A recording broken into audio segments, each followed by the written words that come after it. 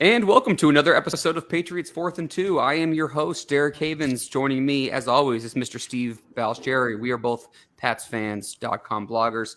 Today, we have a very fun episode, one of Steve and my favorites episode for the entire year. It is our annual first round mock draft, and we are going to get to that just here in a moment. I just want to say a couple of things right off the top. Please subscribe on YouTube and Apple Podcasts, wherever you listen to your podcast. Please be sure to like, share, leave a review. It helps us keep us higher in the podcast ranking so other Patriots fans can find us. Also, be sure to check out PatsFans.com for a lot of great Patriots content from all the writers and contributors there. I also want to say that for Steve and myself, we are doing a show. We are recording this April 25th, which is Tuesday. The draft is... Steve, I guess we are like 52 hours-ish away from the draft. Steve and I are going to do a short show on Friday to recap what the Patriots do in the first round. And then on either Monday or Tuesday, we're going to do a full mock draft, a full draft recap show. We might wait till Tuesday just because after the draft, there's a lot of undrafted free agents, kind of moving around, which is definitely a part of the draft class. So we'll be doing a couple shows here in the next few days, which is exciting. Before we begin, Steve, how you doing, my friend? I'm doing well. Actually, I got a different angle this afternoon. I'm usually facing the other way. I know. I was about to say you're showing up, and now I look like I'm in the witness protection program on 60 Minutes. That's too funny. Because the sun went in, and now that hazy look there got me all blotted up. So, yeah. Well, hey, I'll say this right off the top, Steve. This is a weird time of year. There's a lot of rumor mongering. Everyone's a first round draft pick. There's 60 players going in the first round. Will Levis, his odds jumped through the roof to go 1 and 2, depending on what sports book you look at. And there's not too much Patriots news, but we did have big news that we want to start off before we get into our mock draft, which we'll do here in about 6 minutes. There was some big news, Steve, yesterday, and that was Aaron Rodgers officially traded to the Jets from the Packers. They're switching 13 and 15. They have a second-round draft pick going this year and a conditional first-round draft pick next year if he plays 65% of the snaps. He's also restructuring his contract. We have all thought it was going to come, and it was kind of a matter of time. It broke yesterday.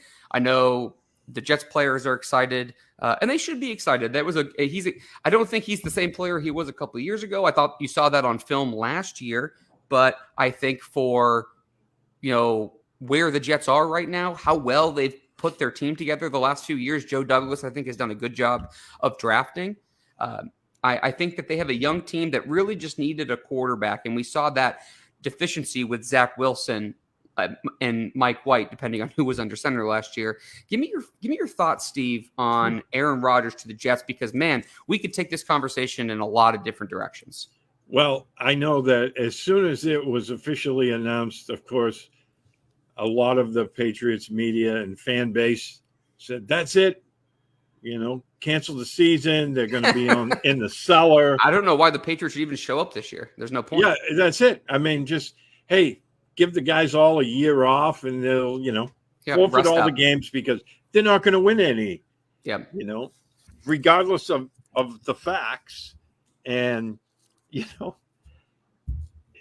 I think really the Jets got fleeced because Green Bay bided their time and they waited till, the 11th hour before, the draft is coming basically. And, they got all they could out of the Jets and flipping Absolutely. first rounders, getting a second rounder this year, a potential first rounder next year.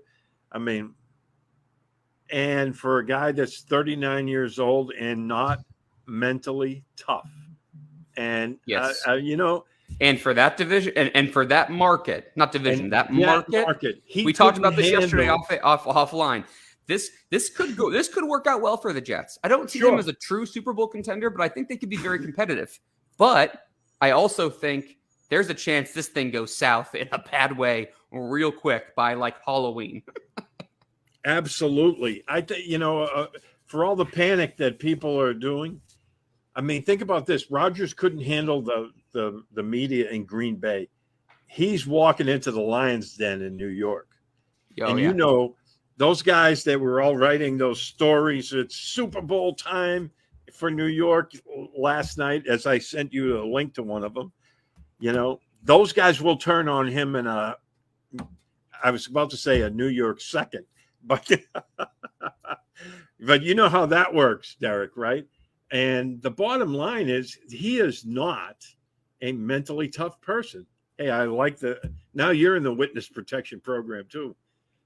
No, for everybody watching, I have a puppy that is very playful right now, so I'm trying to distract her while you're giving your take.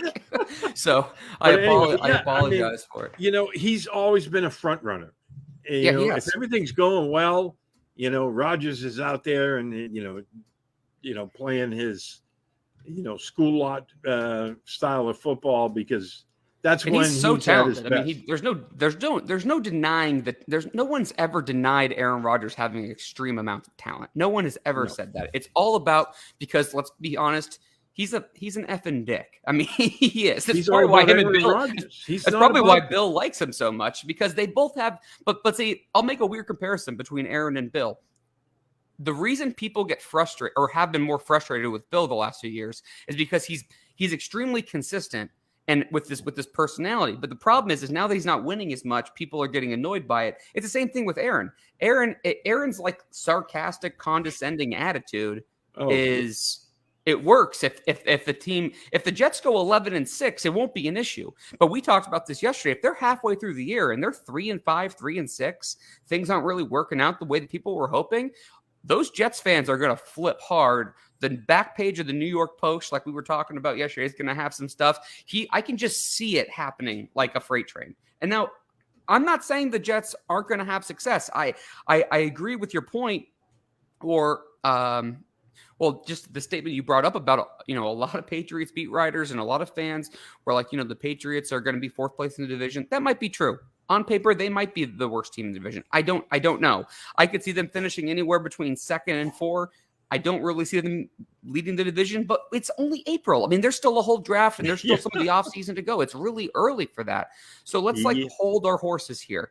I will say this about the Jets, Dolphins, and Bills, this is kind of a side topic from the Rodgers thing, is the Jets, Dolphins, and Bills. Why this time of year is so important. If you look at those three teams, if you look at the last few years, they've all drafted terrifically. I mean, look at some of the players the Dolphins, the Jets, and the Bills have brought in consistently the last few years. And that's why, you and I get so passionate about the draft, because that really is the lifeblood of an NFL team, is by continually pumping in young prospects on rookie contracts. And, it's just something that's incredibly important. I'll say this for Aaron Rodgers. I think that he needed a palate cleanse from Green Bay. I think that the Packers are probably happy. I've talked to 2 Packers fans.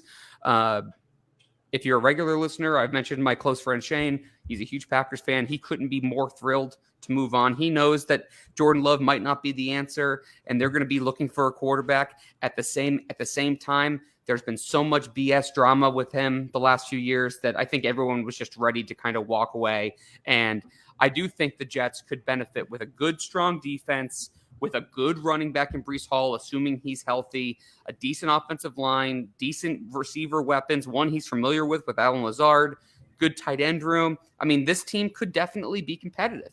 I mentioned this to you yesterday. The Jets haven't had a Sunday night football game since 2012.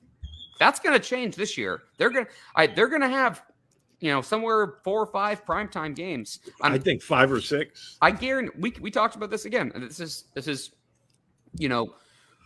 We should just start recording our phone calls so that we can just upload them as mini pods. But yesterday, you can almost pencil in Jets Bills somewhere is going to be a primetime game. And then it's either going to be probably the Dolphins or the Patriots, depending on whatever. But, I don't know. Any other thoughts, Steve, on this whole situation? Yeah, I think you mentioned before the show started about Joe Douglas' comments. I really don't think that this is going to work out the way a lot of Jets fans are envisioning it. Yep. Because, Rodgers has always been about Rodgers.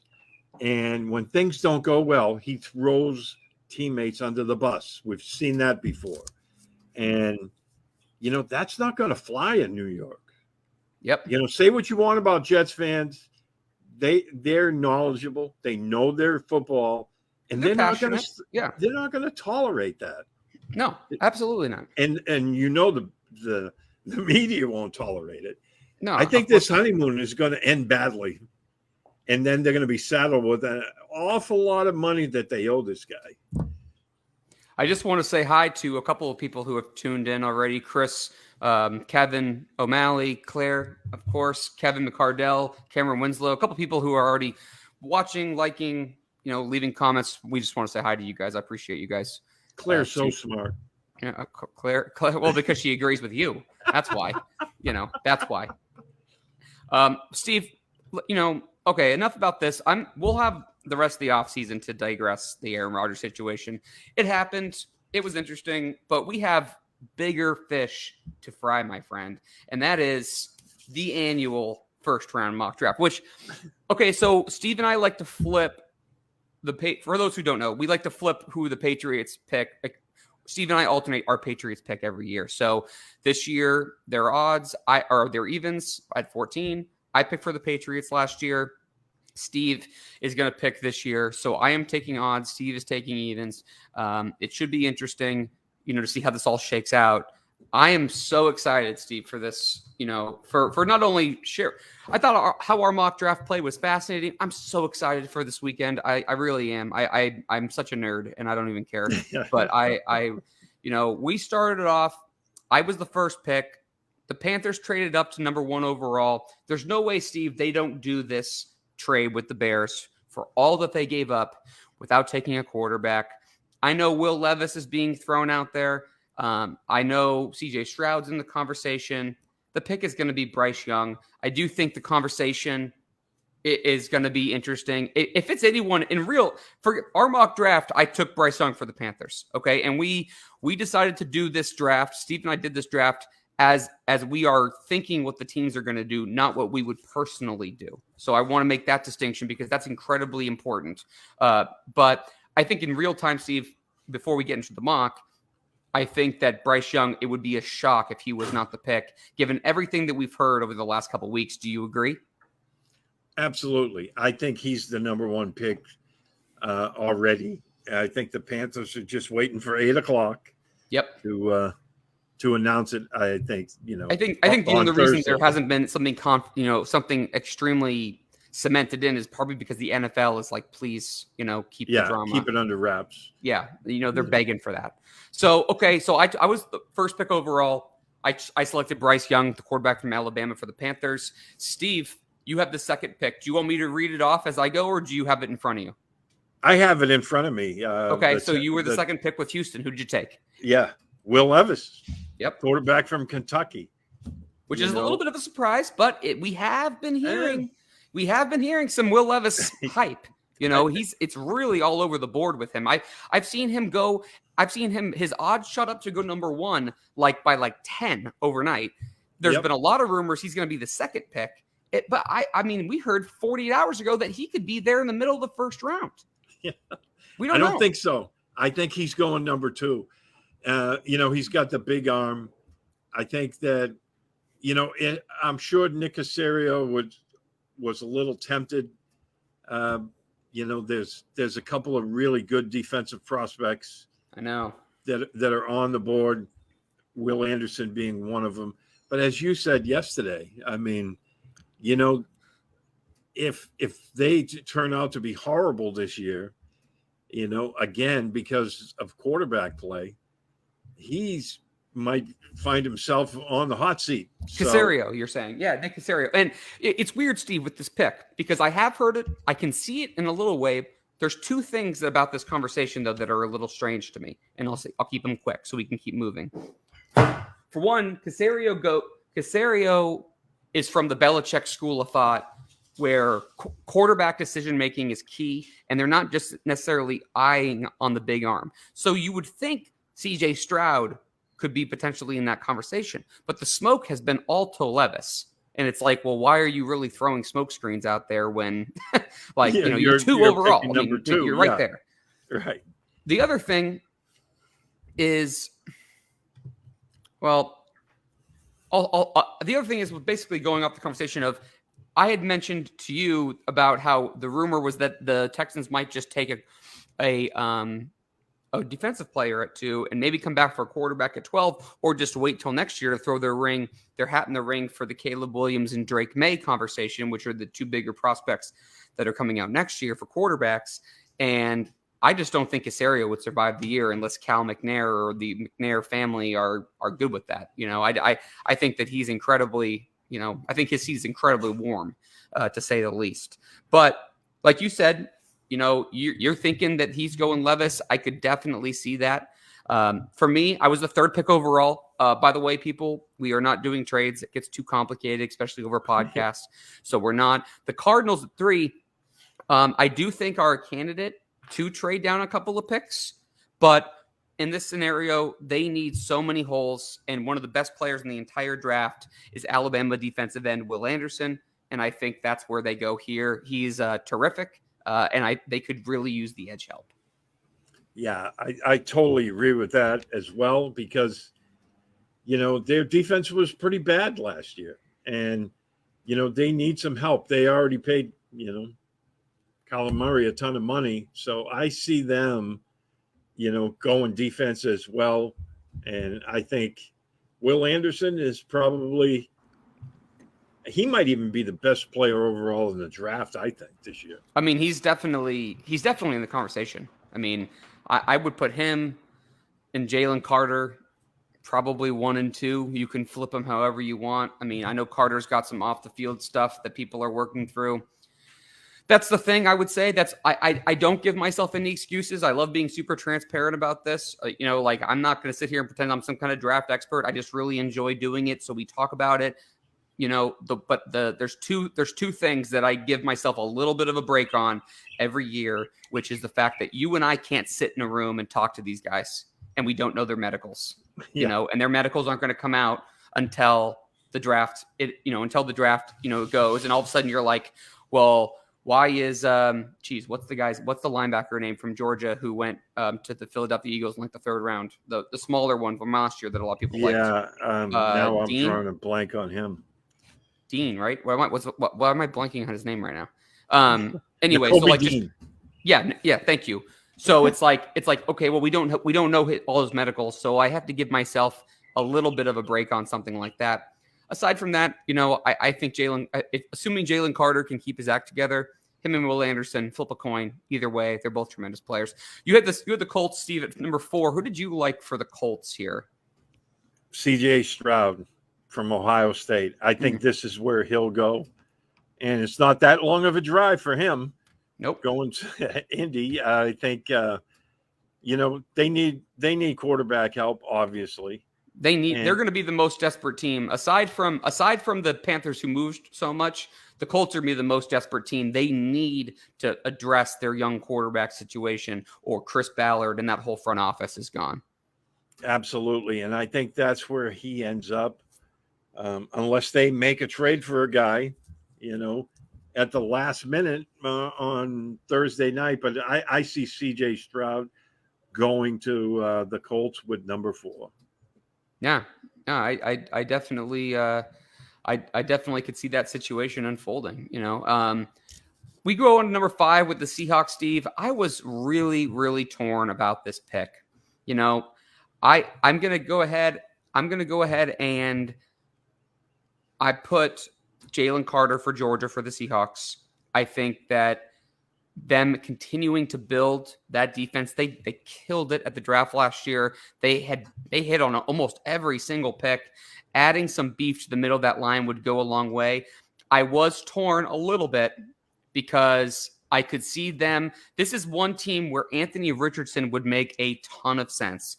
Geno Smith had a crazy career resurgence last year, and kudos to him for coming in and taking care of business. He was awarded with a 3-year contract. Well, we all know 3-year contracts in the NFL really probably closer to 2 years, Well, Anthony Richardson only had 13 career starts at Florida, and which is, again, only one less than maybe someone like a Cam Newton. Cam Newton won a national championship in Heisman. It's a little different. One of the most dynamic players that's come out. Anthony Richardson was a workout freak who has probably the highest upside of anybody. It would make a lot of sense if you take him in the first round, you get that 5th-year option, have him sit behind a true pro like Geno Smith for 2 years, and then come in and do that. I could see that scenario unfolding. I just don't know if they do that. I think they want to build. They get Jalen Carter here, who is just an absolute force in the middle, and I think could be really good for a long time, assuming he's able to keep his head clear, off the field. Yeah, that's the only issue with him, I think, is the fact that, he went through that off-field thing, and apparently he's still having issues with that. But other than that, from a pure football standpoint, like you said, I think he's a horse in the middle. Yeah. So, all right, my friend, number 6 with the Lions. Who do you take and why? This is one of your favorite draft players. It is. Christian Gonzalez, the quarterback out of Oregon. What can you say about this guy? I think he has everything that you're looking for, in a quarterback. He's got, size, speed, length.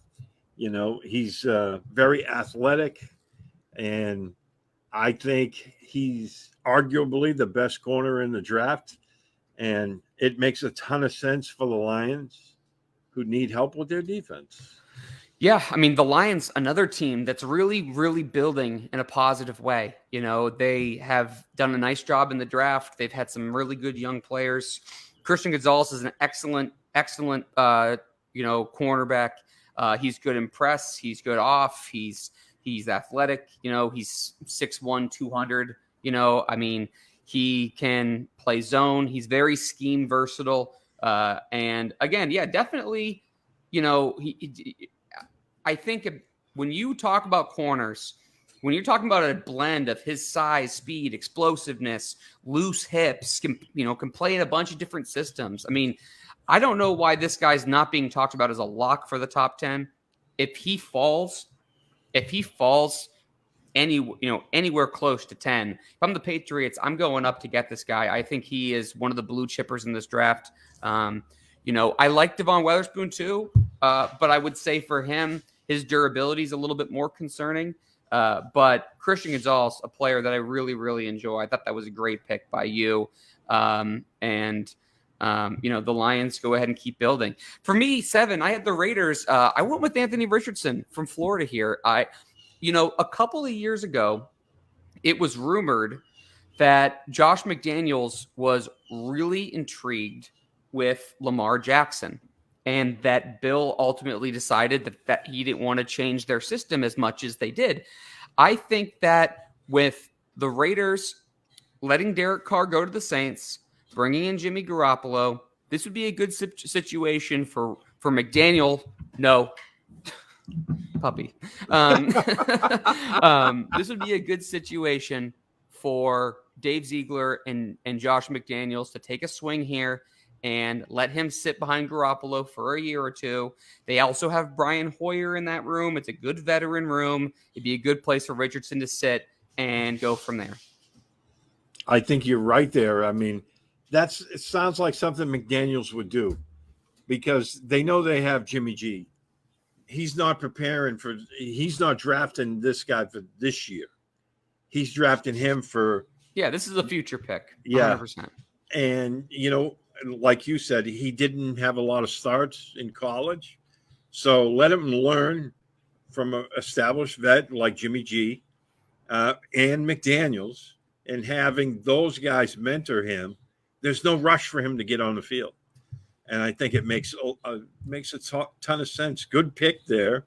I think it makes a lot of sense. So, okay, I get the Steve Sim approval. I just want to go ahead and quickly say, Chris just commented just my last name in all caps. I'm not sure if he agrees with me or hates the pick, but Chris, I'd like you to follow up with this, because I'm curious where you're at with that, because that just cracked me up a little bit. Steve, number 8.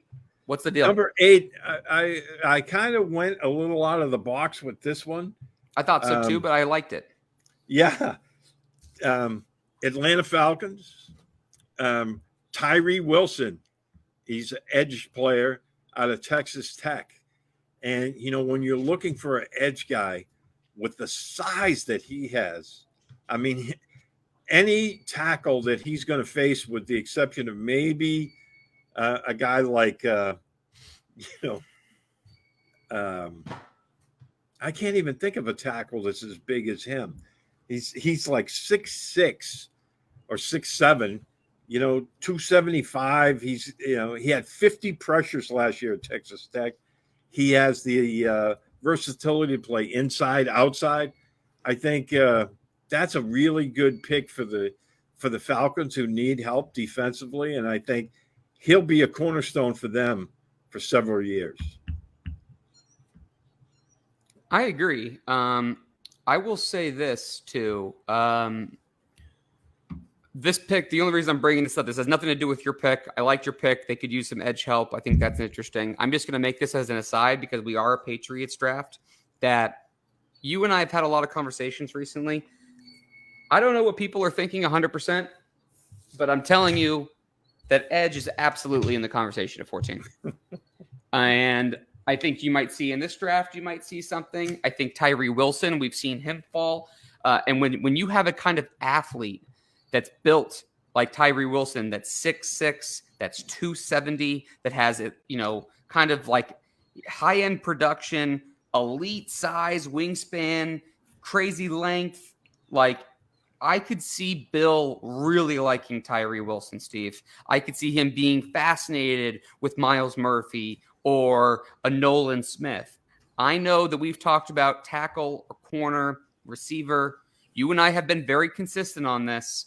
For tight end and edge player, in past years, I would be saying they're taking an edge player, given Josh Uche on a contract year, end of his rookie deal, Judon on the other side of 30, Gesicki and Hunter Henry on one-year contracts. I think tight end and edge are absolutely in play. So I don't want to hear anyone being shocked. You might not like it. I'm just telling you, I don't want to hear anyone being shocked if they go edge early in this draft. I don't think they'll go tight end in round 1, but I could see them going corner, tackle, or edge. I actually think edge is more likely than receiver, Steve. I'm just going to say that now. I've thought about it more and more. We talked about it a little bit with Claire last week when she joined us for our receiver and tight end preview.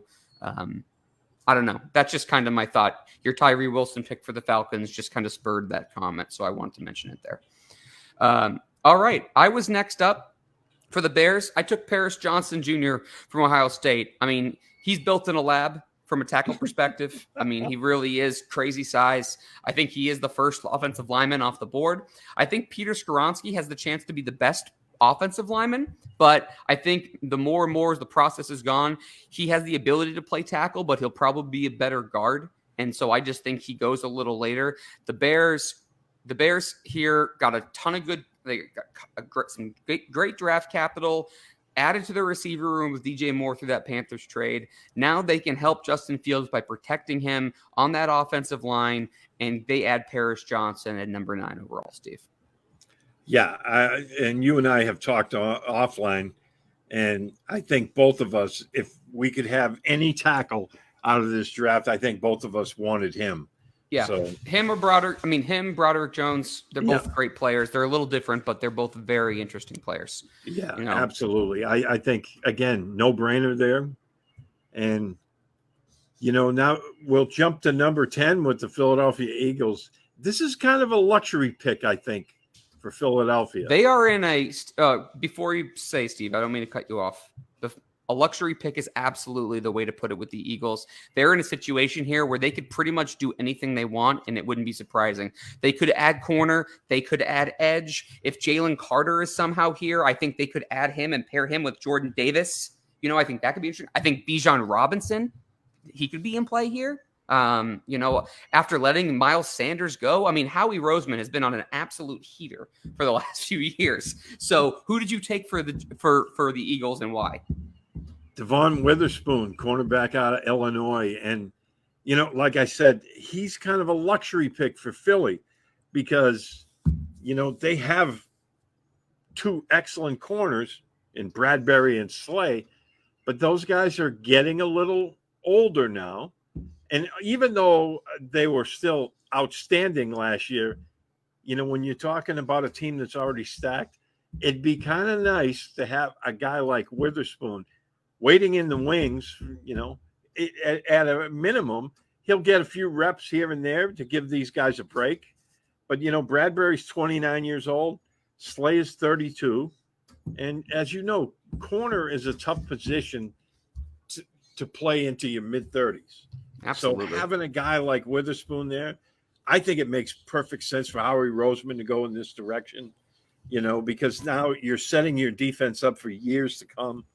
And, I think Witherspoon, he was my favorite cornerback in the draft. So, well, I love the way he plays. He Yeah. has had some durability concerns, but if the Patriots or any team he goes to, he's going to bring he's going to bring kind of that mental toughness, that kind of no BS, we're not getting pushed around attitude that you just love on defense. And I could see him joining the Eagles and having a lot of success there.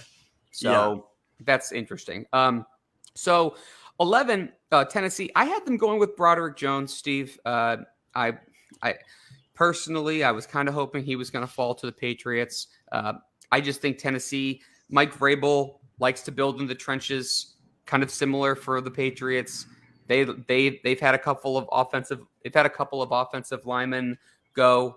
I think that adding to this offensive line makes a lot of sense. I will say this too.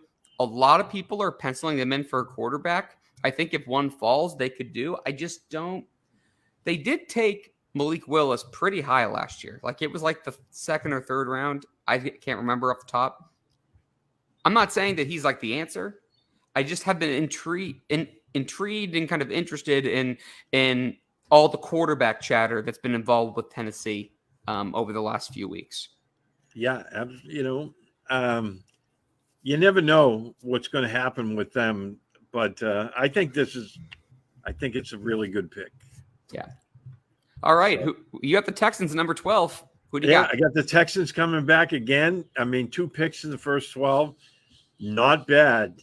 And they had their quarterback with Will Levis at 2. Now they have a tackle to protect them. And Peter Skronsky out of Northwestern. Skronsky, I guess. Excellent college career. He had a great year last year. There's some question about the length of his arms, and people are saying he might move to guard. That's possible. Either way, he's going to be a really good player for them. I think it's a solid pick for them, and they're, starting to fix that offense. And what better way? Bring in a new quarterback, bring in a new tackle.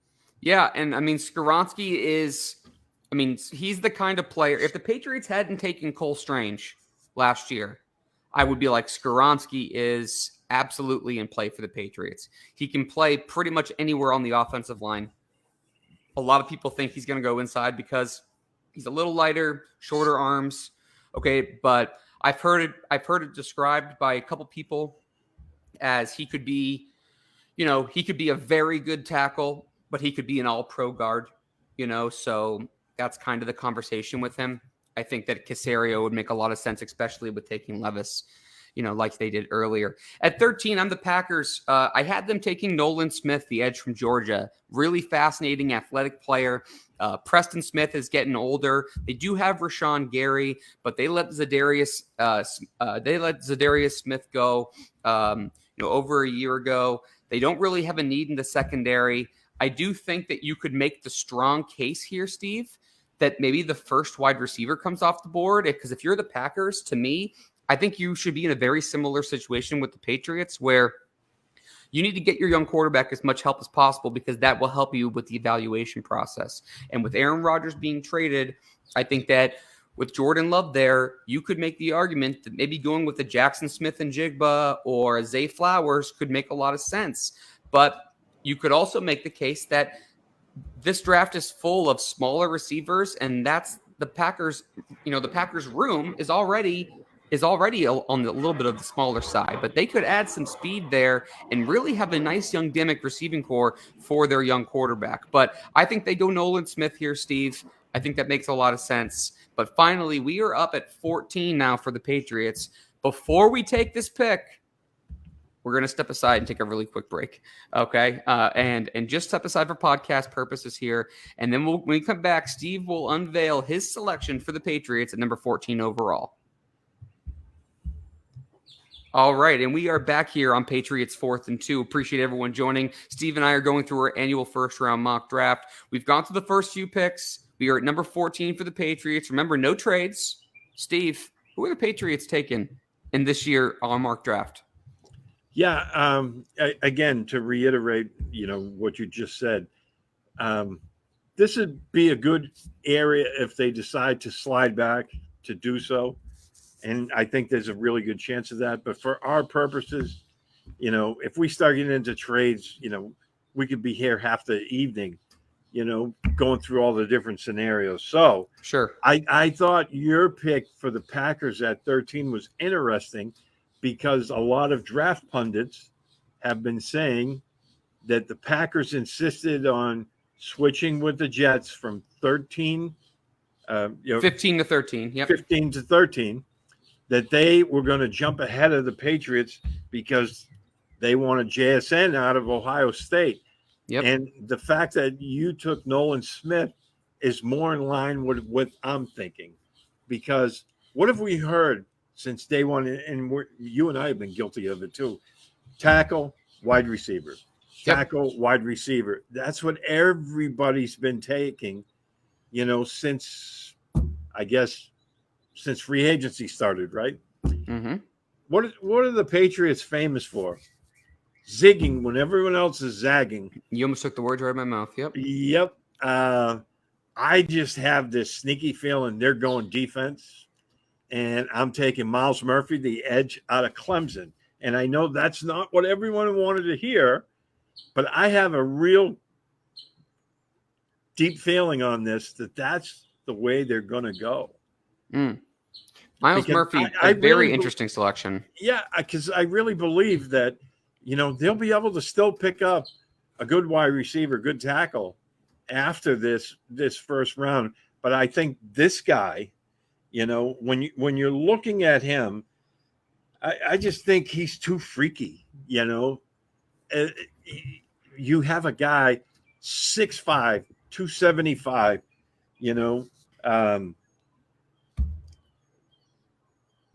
I think he's Trayvon Walker from this draft class. So yeah, Trayvon's probably a little bit better of an athlete, but Miles Murphy has that size that Bill, traditionally covets. I mean, he's still athletic, Oh yeah. He's still athletic, of course.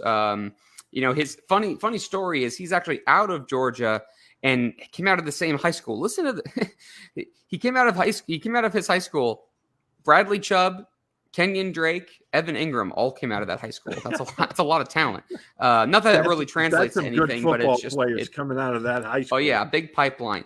But yeah, he's for how big he is. I thought he was really good when you watch him in pursuit, Steve. I thought that he was able to kind of crunch the pocket a little bit. I thought he was more sudden than you think, and I think he has some decent lateral movement for a guy his size. He has more wiggle and more explosiveness than I think a lot of people anticipate. And I think that's why he had so much success at Clemson, and he really produced there. I think that for the Patriots, you could certainly make the argument they go receiver. At this case, I could see them potentially doing like a Joey Porter situation. We could talk about, a Darnell Wright at tackle. I think that they probably will move down a couple picks if they can. We have talked about it. Last year, we nailed the Chiefs move down. I think, we're looking at, I think the Bucks and Commanders are two names I want to put in people's mind. That's kind of been my thought the last few weeks because both could be interested in potentially Bijan Robinson. Both could be looking at quarterback. And if like Claire just mentioned a second ago, she thinks the Titans are going to go quarterback. Well, I think potentially, and Hendon Hooker is a name that is really, really hot right now. I think if it wasn't for the ACL tear and the fact that if maybe he was 23 versus 25, we might be having a different conversation about him. But I think that with him having those situations, I think he's a true wild card, Steve, and I think that could be very interesting. But, I really like your selection. Again, people, I'm telling you, edge is definitely, do not be surprised with an edge player. Okay, I'm not saying it's going to happen. We could easily go corner or tackle. I think Chris earlier said that take the best tackle or corner. I'm good with that. I am so good with that. But I do think edge is in play. And Steve, the last thing I'll say too, because I'm rambling a little bit, is that with how our board fell and how I kind of anticipate it to fall, I think that you could have a lot of selection of edge rushers in that spot, especially if people are right and the Packers do go, if they do go receiver, then you're going to have Nolan Smith, Miles Murphy. There's talk about Tyree Wilson potentially falling. I mean, these guys could be absolutely in the conversation. Absolutely. And I'll say this too, by the way, that the Packers, I think they've only taken one receiver in the top, like the first round in the last 20 something years, just like the Patriots have barely taken a receiver. But they took N'Keal Harry. Those teams, they just don't traditionally draft receivers that high. That's why I'm not sure I buy the JSN report from yesterday after the Aaron Rodgers trade. Yeah, I'm not sure about that, but I know Murph is listening, and he sent me a message on Twitter with, what's up, Murph? Yeah, he said, "Boo this man." He didn't. He wants a big, fat guy tackle. Oh, I mean, hey, if Broderick Jones or Paris Campbell are there, or Paris Johnson, I keep saying Paris Campbell. Damn, these are very different body shapes, both from the same school, but very different body shapes. Yeah. If Paris Johnson or Broderick Jones are there, I have no problem sprinting a car to the podium because, offensive linemen are like tires for your car. They're incredibly important, but no one's getting excited to go get them, and they could use that. And I think you could make the case the cornerback is even a bigger need. You could certainly make that argument. I just don't know if the board falls this way. I just don't know if you got Skoronski, Johnson, Broderick Jones all gone. All the quarterbacks are gone. Not that you're going to take one, but just for the sake of argument, the only cornerback that hasn't been taken is Joey Porter. They really shouldn't be taking a running back. I mean, the way the board falls, Steve, I think that I just think that edge makes a lot of sense here. So yeah, and again, I mean, everyone's saying that this is what they're going to do. This is what they're going to do, and they always do the opposite of what everyone thinks they're going to do. And I just have that feeling they're going defense. All right, Steve, we've been on for 43 minutes and we're only at the Patriots pick. So let's kind of, we'll try to pick it up here so we can have 5 or 10 minutes to talk about the rest of the first round. So let's keep going through it. I had the Jets. I took Darnell Wright for Tennessee. I think tackle's a big need for them. Mekhi Becton has lost a lot of weight. Hopefully he can stay healthy and get back on track because I think he's a very good player. Of course, if you're a Patriots fan, maybe you're rooting for his downfall. I won't tell you otherwise, but they also have drafted Elijah Vera Tucker. I think they could use some help, and that goes ahead and gives Aaron Rodgers as much protection as he possibly can so we can play out another year or two. Who did you have for 16 for the Commanders, Steve? Joey Porter, cornerback out of Penn State. What's your thoughts on him, Steve? Because I go back and forth. Sometimes I really like him. Sometimes I feel like he gets a little too grabby. I'm worried about that in the pros. Yeah, that could be an issue for him. That was the knock on him, that he gets a little grabby, but he's got that excellent size and length. He's physical. I think he has the potential to be a really, really good cornerback in the NFL. I hope the Commanders don't ruin him. When it comes to promises. Them, yeah, I mean, and the other thing with the Commanders, nobody ever knows what they're going to do because they're a team that goes against the grain, but they usually fail in doing so. So, yep. For the Steelers at number 17, I went with Deonte Banks. If a guy like Darnell Wright was still on the board, I think that could be their pick. They could use some offensive line help. I just think Banks has really gone from kind of a late second into the first round conversation, and he brings a lot of fun stuff to the table. He seems like a Steelers pick. Aside from offensive line, I think cornerback could be the biggest need for the Pittsburgh. I've seen a lot of people talk about them adding to their receiver room in the first round. That's really just not his style, the Steelers style. It's just not. So I just don't see that. I see them going corner here with Deonte Banks, a player I really, really like. Yeah, I think if the Steelers had picked at 15, they'd have taken Joey Porter. Yep. So I can see them taking Banks. Yep. And, moving back to the Lions again. Yep. They're picking again at 18, Steve. At 18, I'm going defense. Ryan Branch, the safety out of Alabama. I think it's a need for them.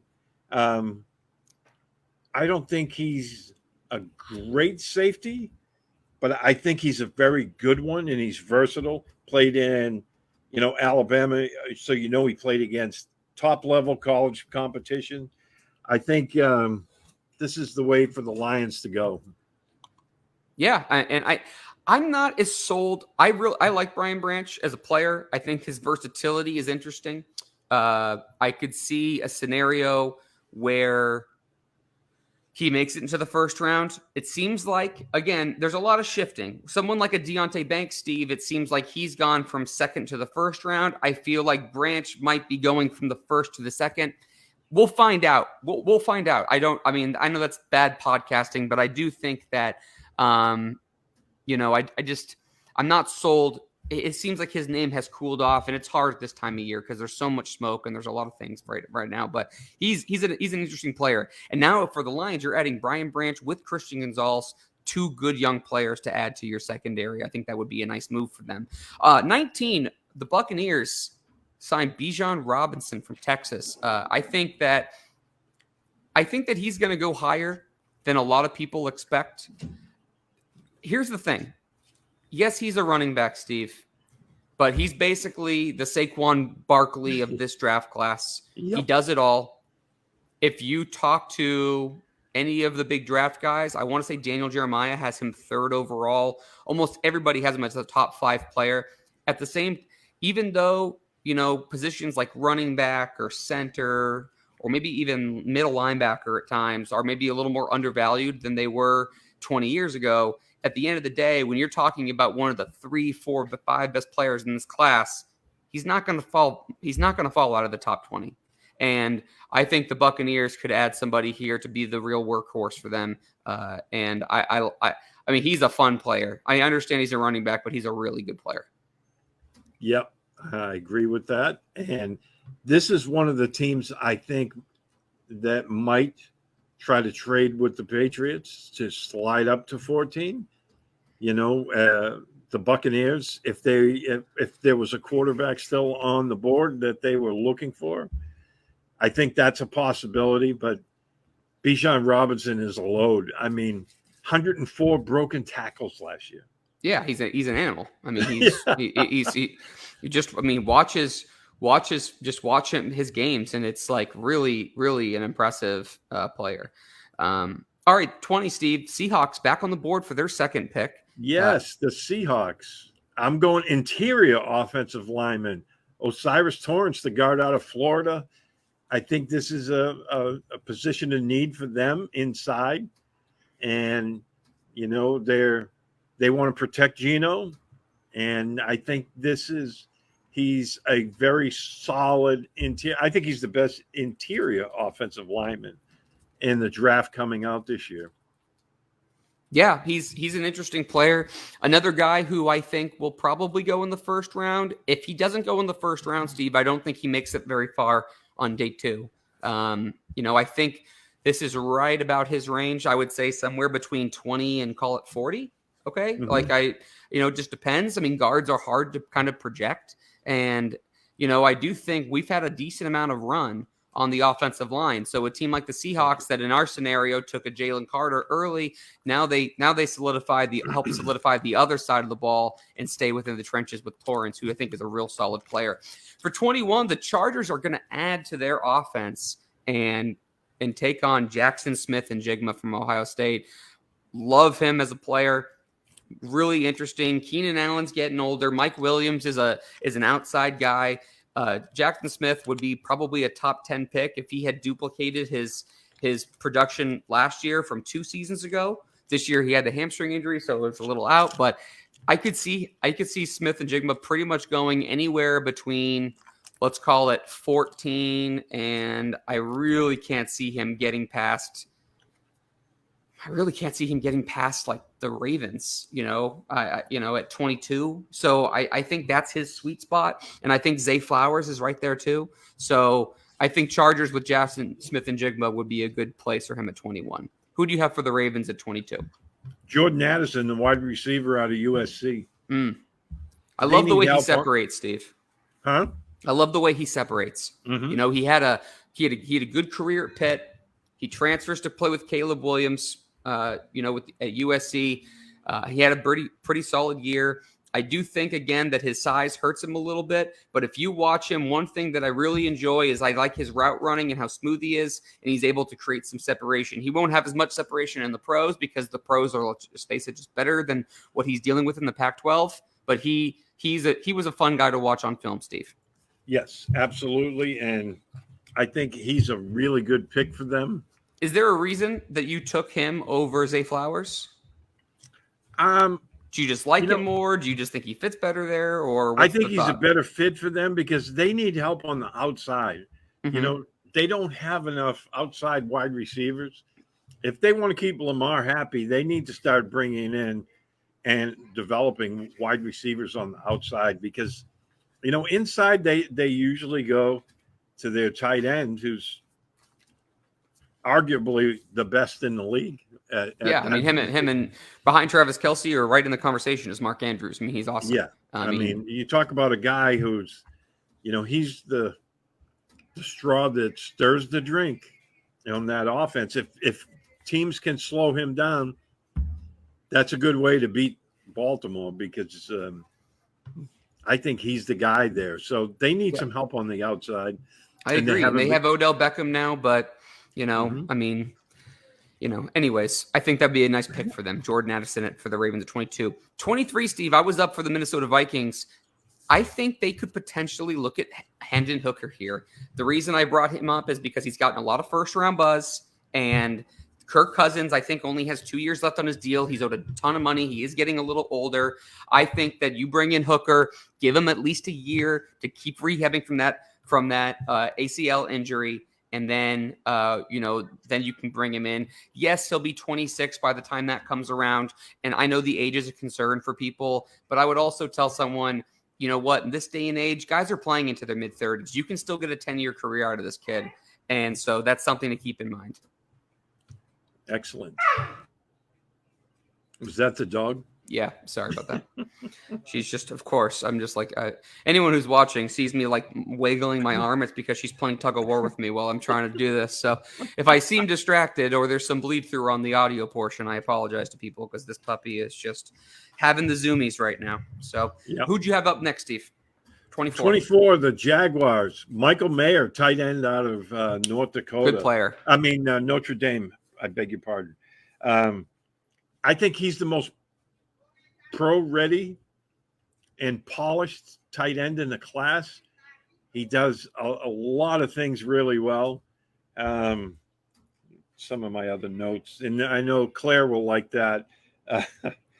He's only a true junior this year, but he racked up about 2,100 yards receiving and 18 touchdowns playing for Notre Dame. And I just think he'll fit right in, with the Jags because that offense, you can see it growing as we speak. And they had a really good year last year. I think they'll only get better. Now they have a tight end like him added into the mix. I think he's going to be real valuable to them. And I see him fitting in quite well there. Mayor kind of rhymes with Claire. I like that comment. That was funny, Lee. Oh man, yeah. Claire loves tight ends and the big fatties on the offensive line. She's a little bit of a size queen, Claire. Okay, I'm just telling you. It just seems like it.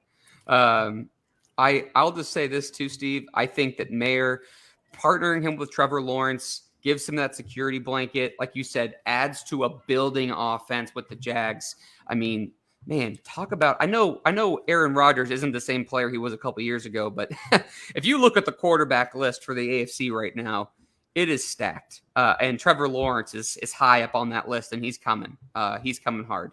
Last year he really impressed me, and I think Doug Peterson and him will have a nice marriage for the next couple of years. If the Jaguars play their cards right, I think they're going to be borderline contending. I'm not sure about this year yet, but I think with a couple of good moves, they're maybe a year, 2 years away from potentially contending for a playoff spot. I'm not telling you they're going to win anything.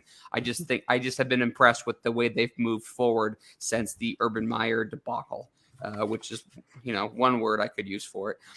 For the Giants, Steve, this is where we've had a couple of these here where we go with, there's like a run between a couple of different, positions of players. You took Mayer. I think the Giants go Dalton Kincaid from Utah, another tight end. I think with Brian Dable adding to that tight end room, helping Daniel Jones. He likes to do a lot of play action, a lot of moving things around. Kincaid isn't a very good blocker, but he's an incredibly good. I compare him. I would say he's Travis Kelce light. I don't want to call him. Calling anybody Travis Kelce it'd be unfair to the player, the prospect. But we'll call him Mike Gesicki. Kind of someone who's like more of a quote unquote power slot, like a big slot receiver. In the middle. Kincaid is really, really a good prospect. Impressed by his tape.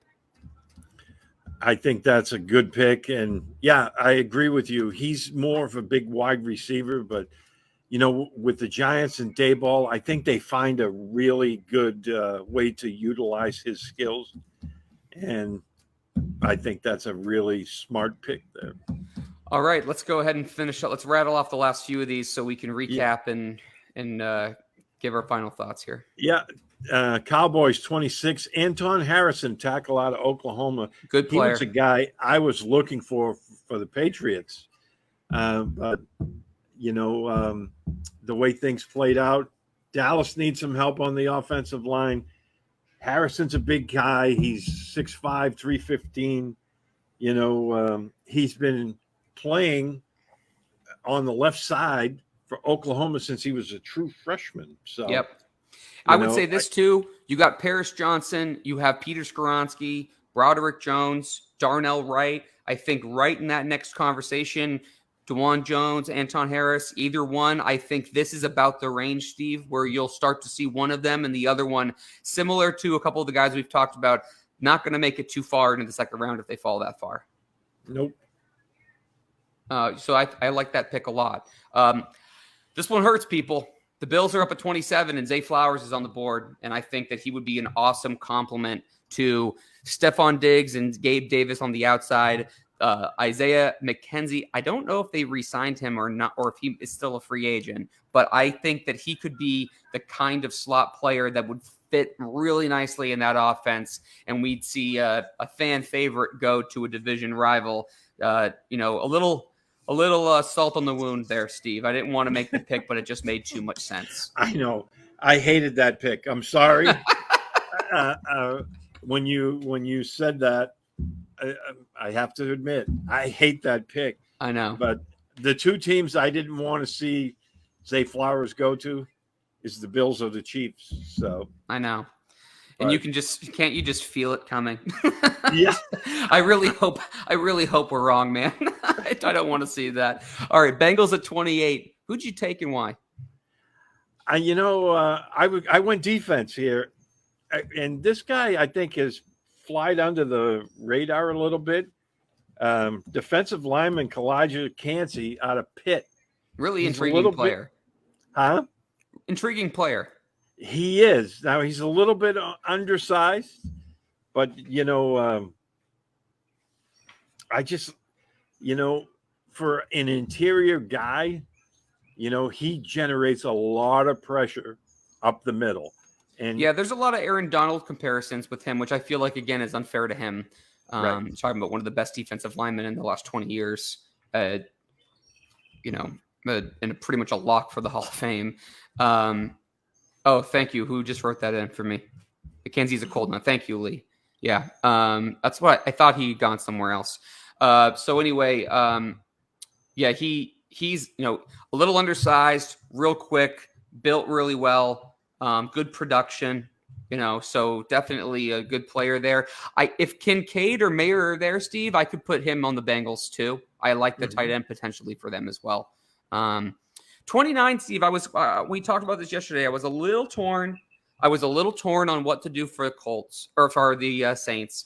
I was thinking maybe an edge player, but Quentin Johnston from TCU is still on the board. They just brought in Derek Carr. They put a lot of resources into Chris Olave last year, but Johnston would be a very good complement to a player like Olave. I think that would make some sense on offense for the Saints. Yeah. As I told you yesterday when we were going over these picks, I think that's a really good pick for the Saints. So, I didn't like Quentin Johnson for the Patriots. Not that I don't think he's a very good player, but a guy like him scares me in the New England offense. Yeah. You and I talked about that offline. Mm-hmm. So I heard that the Patriots had interest in him. I honestly hope they don't, because I just think that, he's the kind of that type of player won't do well here. So I think that's a good pick for, the Saints. Yeah. the And Saints. I'll tell you right now that if you watched the pro day for TCU and saw Bill and Matt Groh talk to Quentin Johnson, they were beaming ear to ear. And I don't know if they had any interest in DK Metcalf. They could use some size. Johnston is very intriguing. He has a lot of burst. Todd McShay has compared him to a pterodactyl. He kind of is built like that. I would say his drops are a little concerning, but he could be a potentially DK Metcalf kind of player. I personally would rather go JSN. I think he's more polished. I know they're different players though. So the fact that the Saints get him here, I think is a good spot. And then for me, I'm sorry, you have one more pick. Who do you have for number 30, Steve? Yeah, 30 is Lucas Van Ness from the edge player from Iowa. Another really big guy. I really like him. He's another guy I would like to see on the Patriots. I have some of my notes here for him. If I could find it in all the scribbling. Yeah, I think, he has that power where, he can bull rush through guys. But I think that, he's one of those guys that I don't think he's hit his peak yet. And I think that, I think he's going to be just fine in the NFL. And I think that's a really good pick for them. Yeah, he fell kind of hard in our mock. There was a couple spots where I considered him. I just liked other positions more. I think on draft day, he could go, I would say as early as 8 to the Falcons, maybe 10 to the Eagles. I just think there's some more explosive players there. I do like his tape, and I've liked him more as I've watched him more. I could see the Patriots being intrigued with somebody like him as well. But I do think he's a first round player, so I'm glad we got him in the first round because I think he needed to be there.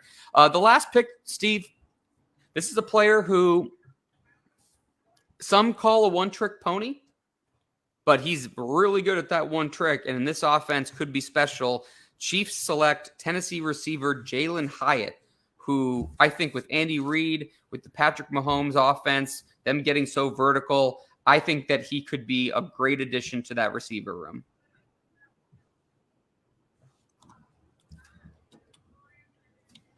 Yeah, I like that. Again, the Chiefs, they're picking from the same with the Eagles. They're picking from a position of strength. Yep. So Okay, Steve, real quick, before we go ahead and wrap up with our final thoughts, you have the list in front of you of a couple of players that we wanted to mention as guys that didn't quite make it that we think are going to be really borderline first rounders. Yeah, I had a list of, my top 50 guys I thought that are going to be there. And one of the guys we left off, another edge guy, Will McDonald out of Iowa State. And,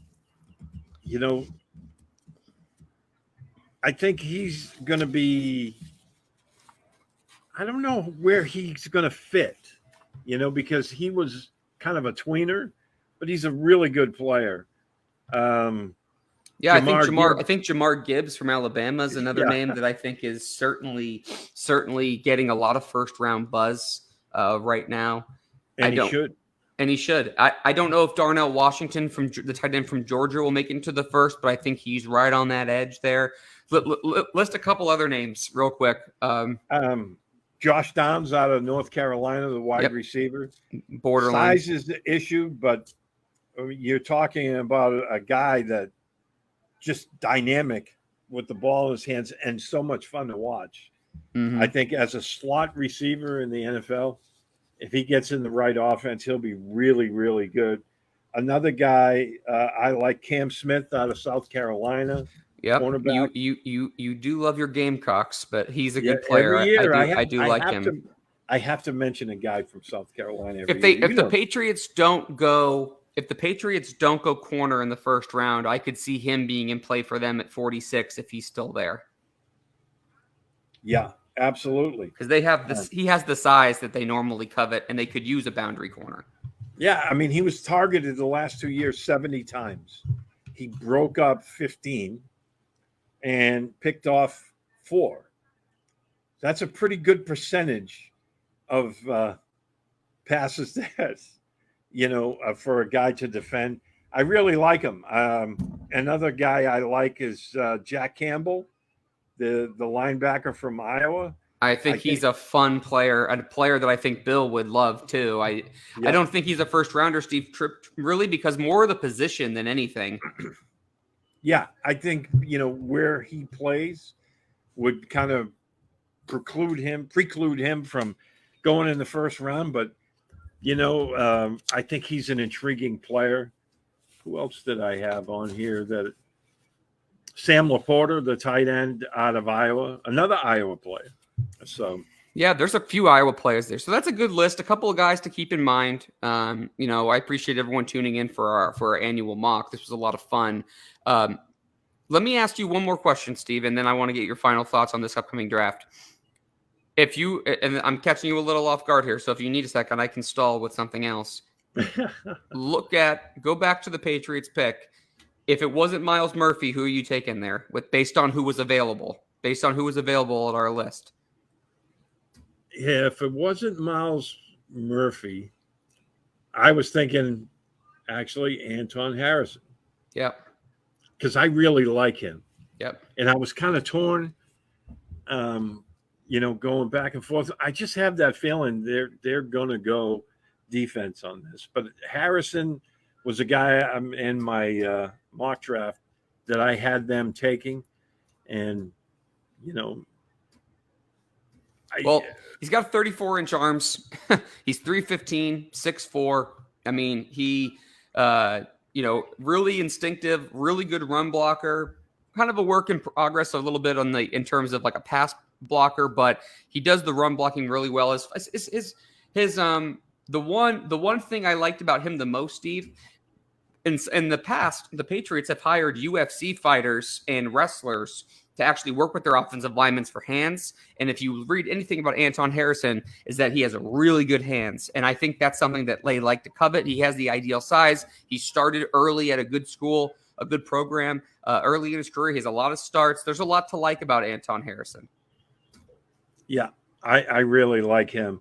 And again, I went with not who I wanted, because who I really wanted was Zay Jones, but I just don't see them taking him that Zay early. Flowers, you mean? Zay Flowers. I keep saying Zay Jones. That's okay. I know who you mean. But yeah. I just want to make sure. You know, I don't think people are very happy with you. You know, Chris is saying that Steve's going to get fired by Robert Kraft. Murphy's saying that no more selections for you, that I have to pick for the Patriots from now on. People are not happy with your edge pick. But I'm telling you right now, people, keep that in mind. If Murph had his take, they'd draft 11 offensive linemen. So.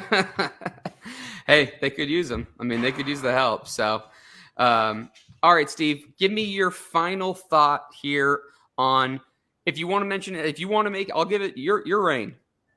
If you want to make it about the draft class as a whole, about what you're expecting Thursday night, if you want to talk about the Patriots for a second, give me your final thought here ahead of the 2023 NFL draft. Well, I think for the Patriots, this is a very, very important draft because of the way last year went. They need to hit on the picks that they make.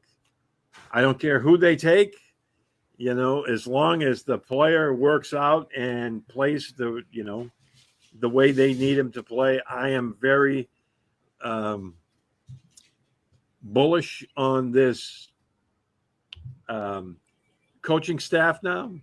So I think everything's going to be a lot better than it went last year.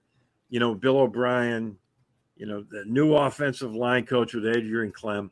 I think things are going to be much, much better. I think the offense is not as bad as people made it out to be because of what happened last year. Right. I think it was made to look worse. How many times last year did we talk about how you know, I said, I must have said this every other week, that, you know, they were worse than the sum of their parts, which is atypical of Bill Belichick teams, you know, the last 20 years. And I thought you saw it last year. And I think just with better coaching, they instantly are a step above where they were, because I do think that this team, specifically the offense, lack that top end talent.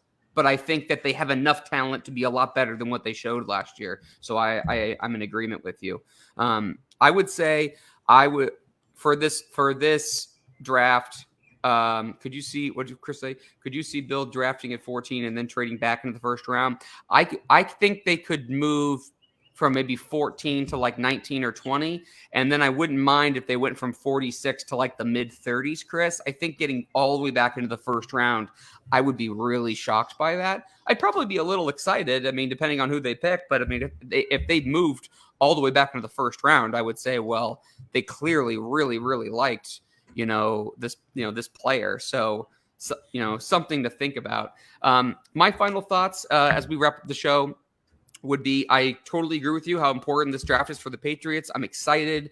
I think that we're going to be talking about 2 or 3 picks in the first half of the first round. I think we're going to be sitting there on Friday morning saying, damn, we didn't see so-and-so going here, or we didn't see this player falling out of the top 12, or whatever it is. We are going to have some surprises on Friday morning when we do another pod here. So again, for everybody listening, we're recording this Tuesday, April 25th at 4:00 Eastern. The draft is, like I said at the start of the show, like a little over 50 hours away. Steve and I on Friday are going to do a reaction to the first round, and then we'll recap the entire draft on Monday or Tuesday next week. So we'll keep you posted on Twitter. I want to thank everybody for tuning in. We've had a ton of comments. We had a lot of viewers live today, which is always fun, and we always appreciate everyone interacting. Please, again, be sure to subscribe to us on YouTube, and be sure to like, share, leave us a review wherever you download podcasts, especially on Apple Podcasts. It helps us keep us high in the podcast rankings so other Patriots fans can find us. For PatsFans.com, for Steve Balestrieri, for Derek Havens, we appreciate you tuning into this episode of Patriots 4th and 2, and we will see you guys on Friday morning. Let's have fun with the draft.